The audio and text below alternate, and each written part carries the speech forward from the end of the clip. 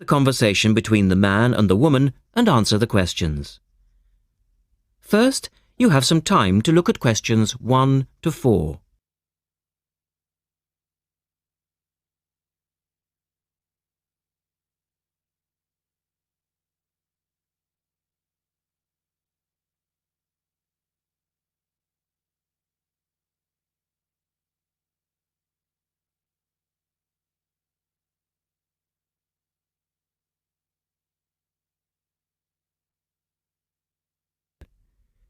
You should answer the questions as you listen, because you will not hear the recording a second time. Listen carefully and answer questions 1 to 4.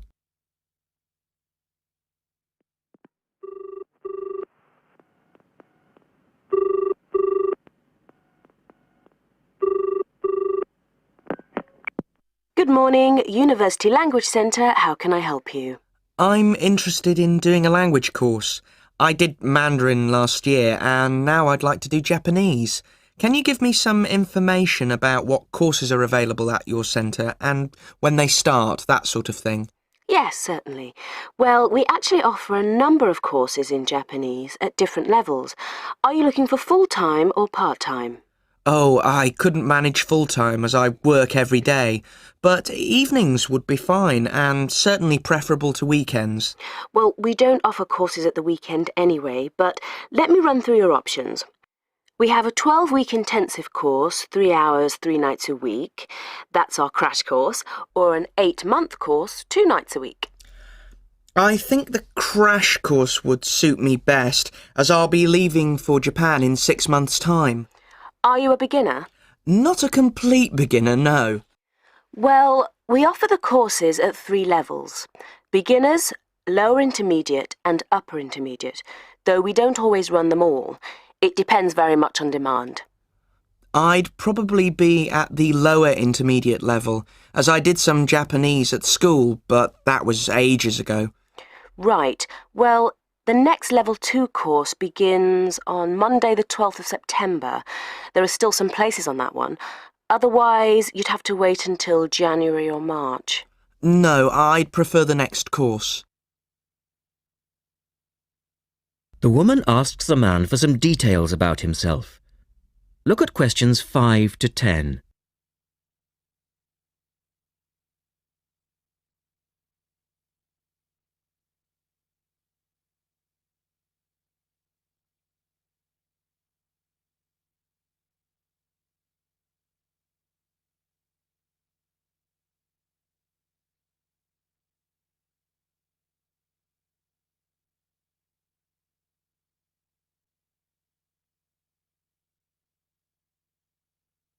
Now listen to their conversation and complete the form.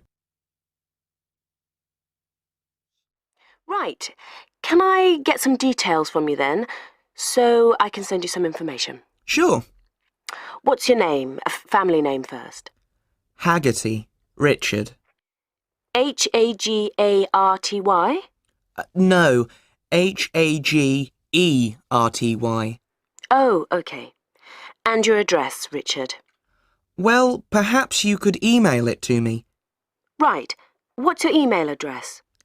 It's Ricky45, that's one word, RICKY45, at hotmail.com.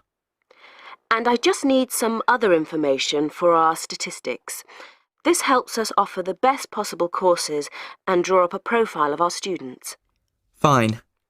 What's your date of birth?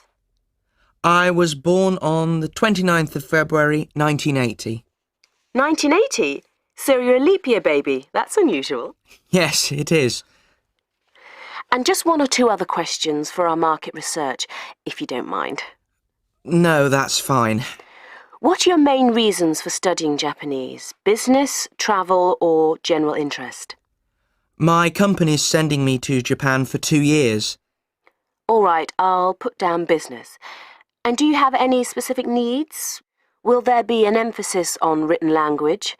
For instance, will you need to know how to write business letters, that sort of thing? No, but I will need to be able to communicate with people on a day-to-day basis. OK, so I'll put down conversation. Yes, because I already know something about the writing system at an elementary level, and I don't anticipate having to read too much. You said you'd studied some Japanese. Where did you study? 3 years at school, then I gave it up, so I've forgotten a fair bit. You know how it is with languages if you don't have the chance to use them. Yes, but I'm sure it will all come back to you once you get going again. Now, once we receive your enrolment form, we'll contact you. That is the end of part 1. You now have half a minute to check your answers.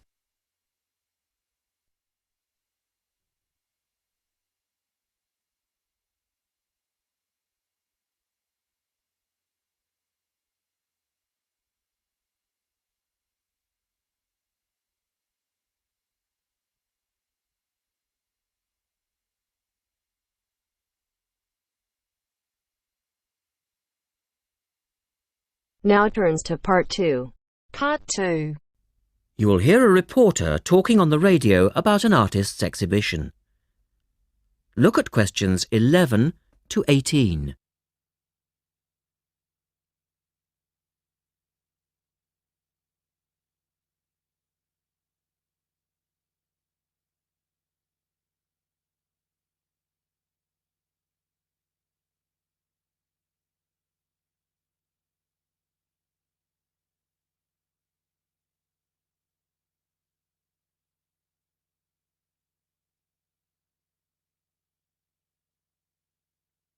As you listen to the first part of the talk, answer questions 11 to 18.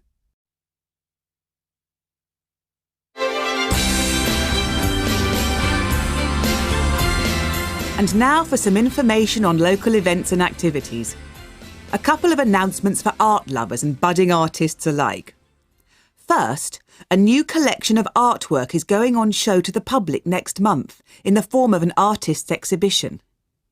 The exhibition will include many different types of art, over 100 different pieces by 58 artists from the local area. It's being held at the Royal Museum, which, for those of you who are unfamiliar with the area, is located opposite the library in West Street, right on the corner. The actual address is number 1 Queen's Park Road. It isn't difficult to find. The exhibition will run for 9 weeks and will begin on the 6th of October and continue until the 10th of December. So there's plenty of time for you to go along and have a look, and I'm sure that will be worth doing. What will you see there? Well, amongst the items on display will be some exciting pieces of modern jewellery, furniture, ceramics, metalwork and sculpture. To give you some examples, local artist Kate Main will be there to discuss her collection of pots and bowls that she has made to resemble garden vegetables. They're the sort of thing that would brighten up any dining table and range from things like yellow cabbage-shaped bowls to round tomato-shaped teapots. Prize winner Cynthia Corse will also be there to talk about her silver jewellery, all of which she produced using ideas from the rural setting of her country home. Some of her rings are quite extraordinary and have beautiful coloured stones in them. Or, if you prefer sculpture, there's plenty of that too. Take, for example, Susan Cupp's sculpture of 25 pairs of white paper shoes. It sounds easy, but believe me, it looks incredible. All of these items, along with many others, will be on sale throughout the exhibition period.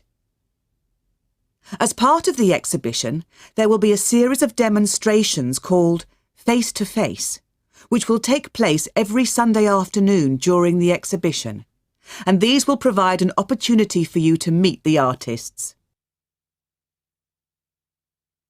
Now look at questions 19 and 20.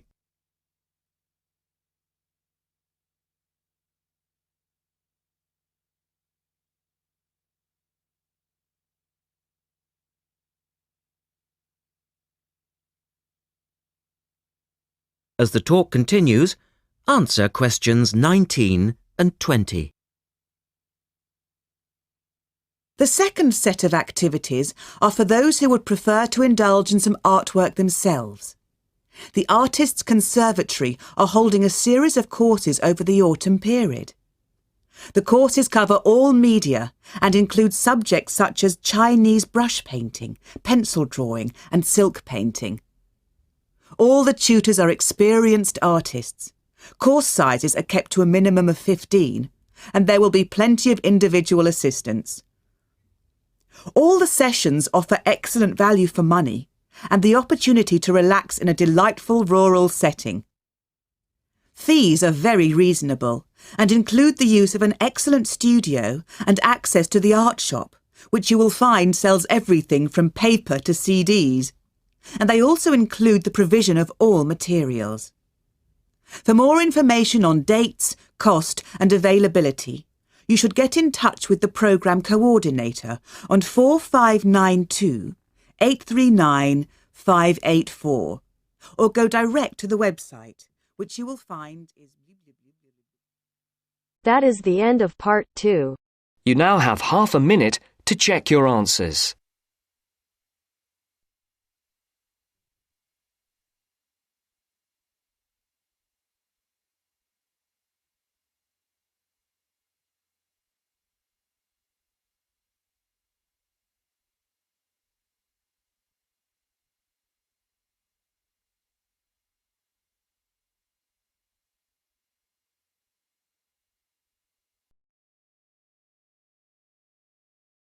Now turns to part 3.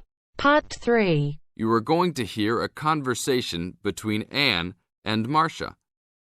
In the first part of this conversation, they are talking about the commands of training dogs. First, look at questions 21 to 25. Note the examples which have been done for you.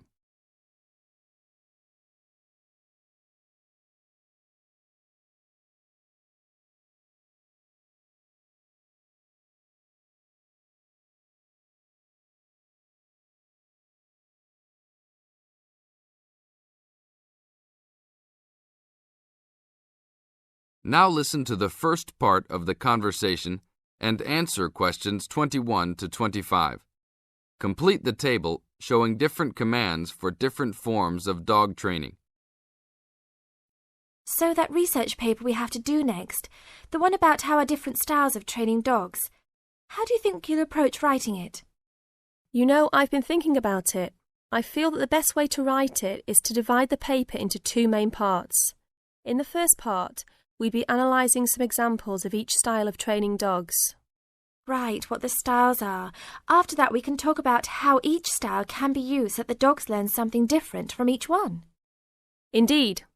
Maybe we could draw a chart and compare examples of each style of training, one at a time. So the different kinds of training would be simple obedience training. There you would have things like teaching them to sit, stay in one place and so on. Right.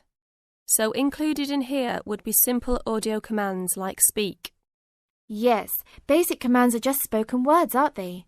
And then there would be the more guard-oriented training, where the dogs are trained to know a specific place well. Patrolling and barking are probably the best examples, because most people have seen them in many places, especially in homes. And this would lead us to the attack dog training, which is physical as well as spoken, training the dog to knock someone down, and even biting if they have to. Right, so there's another category as well, sniffing dogs, which make up the searching category. I've read that in the UK, every major airport and government building has these dogs to search for all kinds of dangerous items.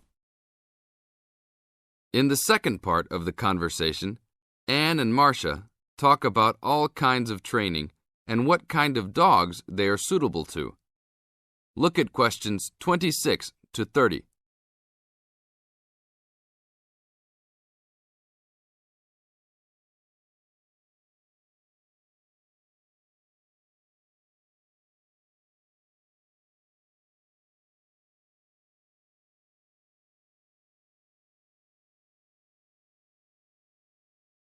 As you listen to the conversation, match A, B, C with the following forms of dog training.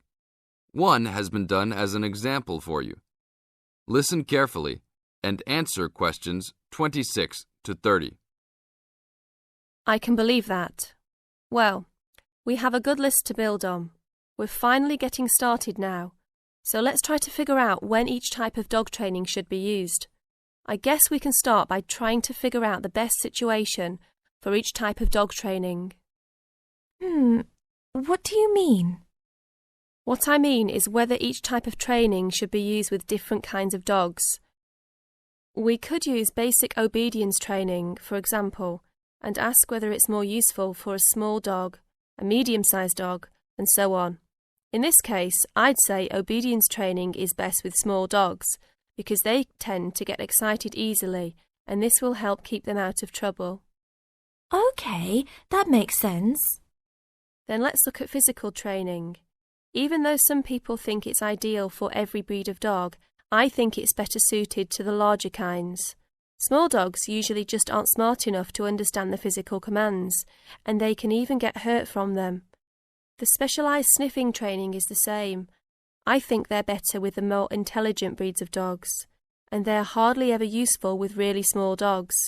Attack training, however, can be useful for every kind of large dog, as long as the dog is treated well and given a lot of care and attention. All right, and what about guard training? Barking is an ideal way for small dogs to guard a home. I know they aren't big enough to stop a person, but making some noise is often all a dog needs to do. Other kinds of guard training like biting, though, are different. I'd always plan to teach those to a smart dog, give them a chance to use their brains and defend their homes. I'd have to agree. Trainers often just teach large dogs to bark at a person when they think something isn't right. But if they know how to use physical skills in a bad situation, they could save their owner's life someday. Yes, I suppose that different people would have different needs for their pets. Right, and different trainers would recommend different methods for different breeds. That is the end of part 3. You now have half a minute to check your answers.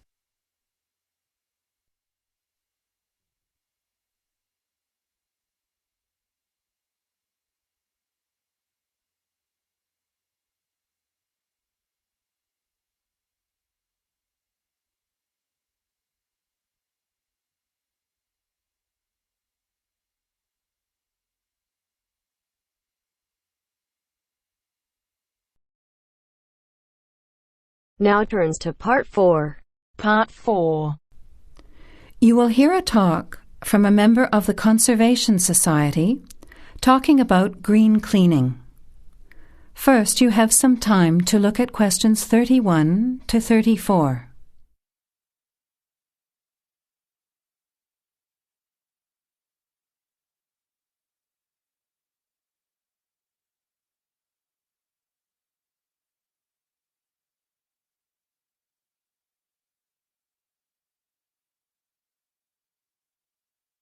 Now, listen carefully to the talk and answer questions 31 to 34.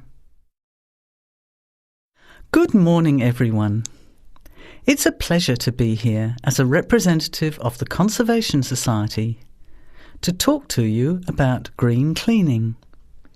In other words, about ways you can help to save the environment at the same time as saving money.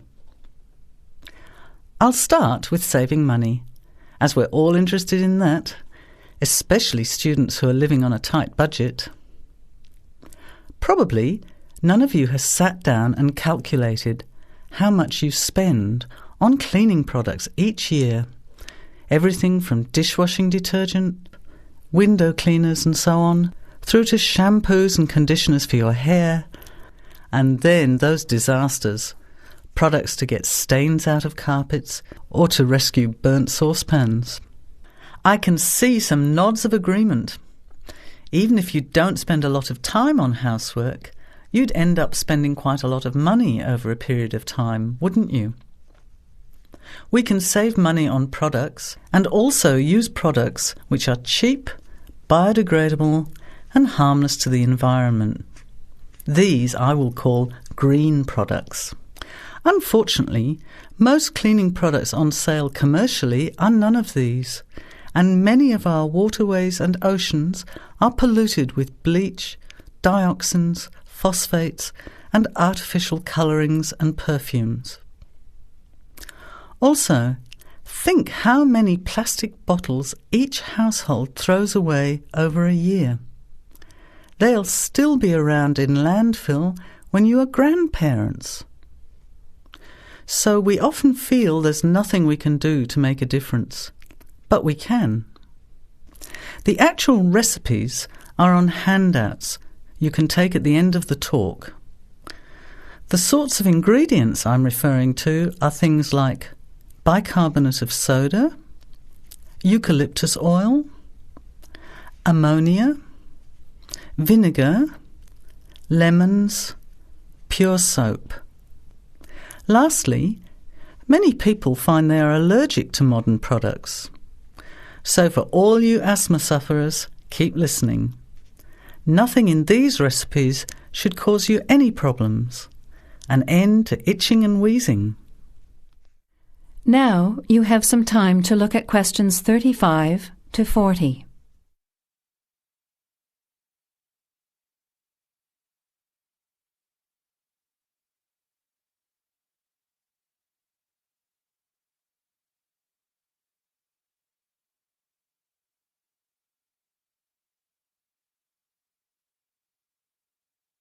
Now listen and answer questions 35 to 40. So, let's start with spills and stains. Soda water is wonderful as an immediate stain remover. Mop up the excess spill. Don't rub, but apply soda water immediately. It's great for tea, coffee, wine, beer and milk. As is salt or bicarbonate of soda, which will absorb the stain. Then vacuum when dry and shampoo if necessary. While we're talking about disasters, let's quickly look at some others that can be avoided. Bicarbonate of soda is wonderful for removing smells, especially in the fridge. An open box in the fridge will eliminate smells for up to 3 months. And those terrible burnt saucepans, either sprinkle with our good friend bicarb again and leave it to stand, or cover with vinegar and a layer of cooking salt. Bring it to the boil and simmer for 10 minutes, then wash when cool. Much cheaper than a new saucepan. Then there are heat rings on wooden furniture.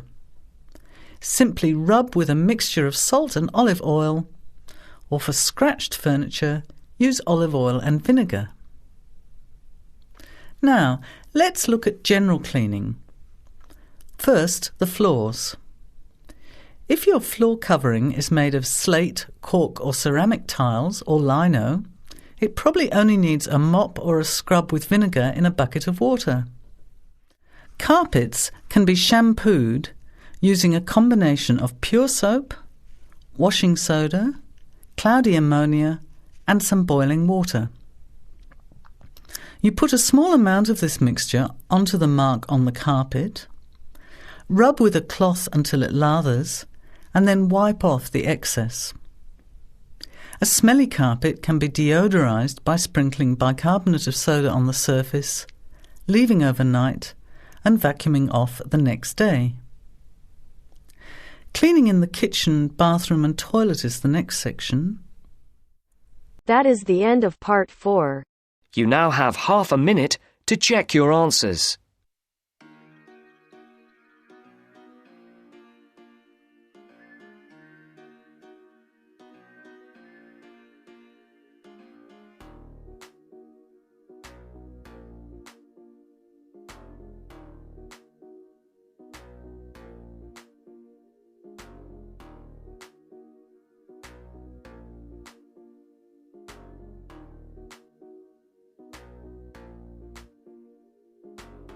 That is the end of the test. You now have 10 minutes to transfer your answers to your IELTS listening answer sheet.